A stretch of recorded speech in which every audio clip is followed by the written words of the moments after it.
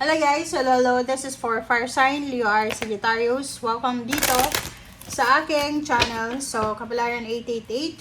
Welcome. Fire Sign. Tingnan natin ang weekend reading mo. So, this is for Saturday, Sunday, March 28 to 29.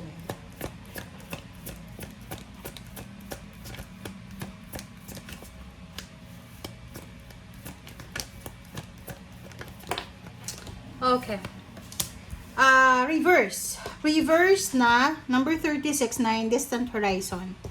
So, nakikita ko sir dito na if you are a fire sign, Leo R. Sagittarius, if you are, like for example, planning to travel, long distance travel, international or local, pero malayo siya, this weekend is impossible siya. So, sinasabi ng bara sa'yo na if you're planning to move, mag-relocate sa weekend na to, Saturday, Sunday, imposible din na mag-travel.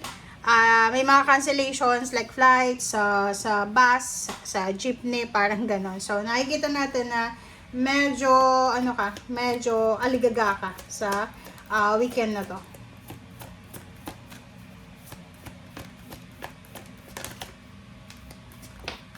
Okay, marriage. So, doon sa mga fire sign, Leo R. Sagittarius, if you are a single fire sign, or single ka na fire sign, or may karelasyon ka, pero through internet lang, long distance, LDR, like ibang lahi yung karelasyon mo, pero sa internet lang, never pa kayo nagkita, or nagkita na kayo, but you're planning to get married this year, sinasabi ng baraha na imposible yung mangyari. So, sinasabi ng baraha na this weekend, parang there's a cancellation of the wedding, engagement, or maybe there's a cancellation of travel, party, or any important events na posibleng pinaplano mo.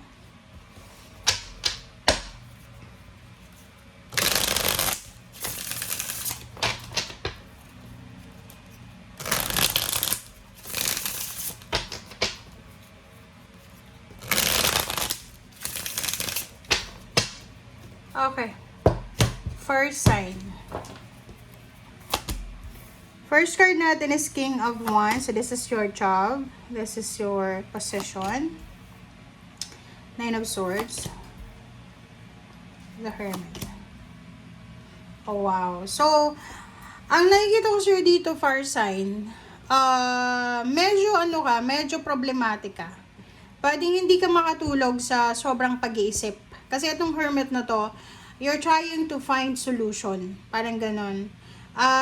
Nakikita ko sa'yo dito na medyo contemplating ka, nagka-contemplate ka, nagpo-procrastinate ka regarding sa trabaho mo, regarding sa promotion, or regarding sa power and stability, security ng buhay mo. So, nakikita ko dito, this one will be related siya doon sa mga taong nasa ibang bansa, especially OFW ka, nasa ibang bansa ka, doon sa mga countries na medyo magulo ngayon. Or even sa mga nasa Pilipinas na you are affected by the world issues or crisis ngayon. So, meron dito na fire sign Leo R. Sagittarius na medyo ina-anxiety ka. Ina-anxiety ka, nagpapanik ka. It's because of the news about the fake news or ano man na information na nababasa mo sa internet. Sinasabi ng bara sa'yo, maybe you're worried, baka mawalan ka ng trabaho, or baka mawalan ng trabaho yung partner mo, yung mga anak mo, ganito. You're worried about your future stability and balance. But the Hermit is here, and this is 99, Nine of Cups and Hermit. Sinasabi ng bara sa'yo dito na kung anong nangyayari sa ngayon, this is uncontrollable. As a human being, or especially nasa mababang uri lang tayo ng nilalang. So, wala tayong control dito. So, sinasabi ng baraha, the Hermit, you need to find solution. Parang iwasan mo yung pagpapanik. Kasi baka ma-stress ka, baka magkasakit ka pa niyan. So, you need to stop worrying, okay? Focus sa yung core, focus sa yung emotions, focus sa yung health, sa isip, sa pagtulog, sa pagkain. Dun muna yung focus mo this weekend. Alright.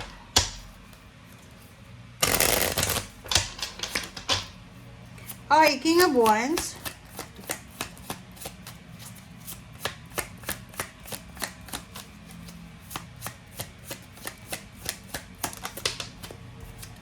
Okay, King of Wands is the High Priestess. So, dito sa High Priestess na to, sinasabi ng bara sa'yo na doon sa mga first sign Leo or Sagittarius na you're looking for a job or medyo iisip ka, na-stress ka about sa future na trabaho mo. Like, iniisip mo baka ma-demote ka, baka ma-lay off ka, ma-terminate yung contract mo, parang ganun. So, sinasabi ng bara sa'yo, makinig ka sa sinasabi ng iyong intuition.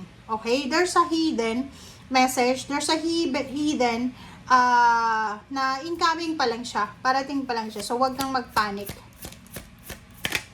Okay. So, the Emperor, King of Pentacles. So, yun. Financial yung ano dito. So, wag kang mag-alala. First sign Leo or Sagittarius, wala kang dapat alalahanin sa usaping pera, lalo na sa yung pangarap mo, financial wealth. Makikita mo dito, isang tao lang to. It's either ikaw yan or your boss. Nakikita ko sa'yo dito na yung pangarap yung stability, balance, security, ay makukuha nyo yan. So, wag kayong mag-panic, mag-alala, kasi yan nga, uncontrollable kung ano man na nangyari or mangyayari. Nakikita ko sure dito masyado kang nag-aalala, nag-overanalyze ka ng situation, which is parang iniisip mo na what if lahat ng kapamilya mo mawalan ng trabaho? Lahat ng obligations, duties, responsibilities, bills, mapupunta sa iyo lahat. Parang ganun yung energy nito. Alright.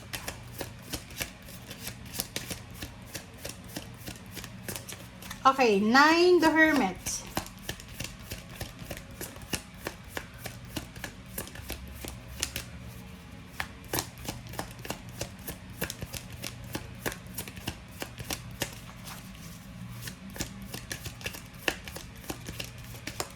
Okay, 9 the Hermit, 7 of Pentacles. Oh.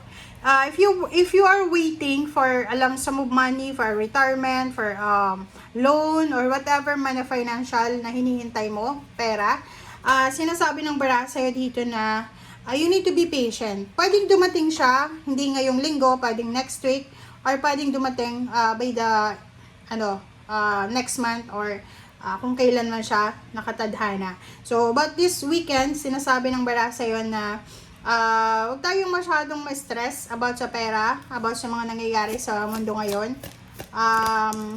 Tingnan mo yung baraha mo.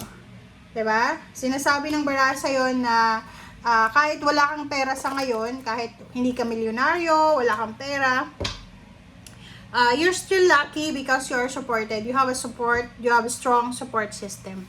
You have Hierophant, sinasabi ng barahan na you are supported physically, mentally, and financially ng mga tao sa paligid mo. Okay? Thank you guys. Bye!